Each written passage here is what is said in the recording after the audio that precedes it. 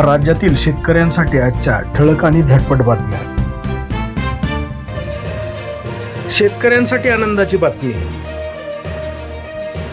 PM किसान सन्मान निधी योजनेचा 19वा हप्ता 24 फेब्रुवारी रोजी खात्यात जमा केला जाणार आहे. या योजनेच्या माध्यमातून पीएम किसान लाभार्थी शेतकऱ्यांच्या खात्यात 2000 रुपये जमा करणार आहेत. या बातमीमुळे शेतकऱ्यांमध्ये आनंदाचे वातावरण आहे. चाऱ्याला आला डिझेलचा भाव, बैलजोडी सांभाळण्याकडे कल झाला कमी. गहू, तूर, हरभऱ्याचा भुसा भरमसाठ. यावर्षी वडवणी तालुक्यामध्ये मोठ्या प्रमाणावर सोयाबीन, हरभरा, गहू, तुरीची पेरणी करण्यात आलेली आहे. त्यामुळे जनावरांना मुबलक प्रमाणात भुसा उपलब्ध असला तरी या भुशाला भावही जास्त आहे.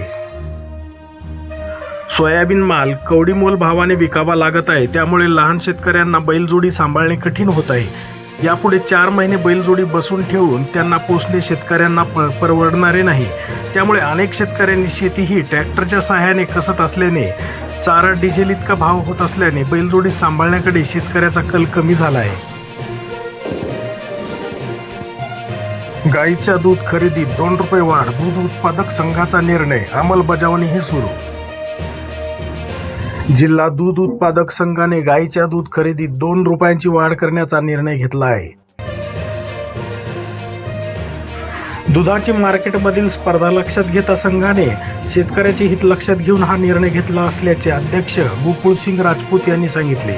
दरवाढीचा फायदा छत्रपती संभाजीनगर जिल्ह्यातील संघाच्या 350 प्राथमिक सहकारी दूध संस्थांमार्फत जवळपास 20,000 दूध उत्पादक शेतकऱ्यांना होणार आहे. निराधार योजनेचे लाभार्थी मासिक अनुदानापासून वंचित.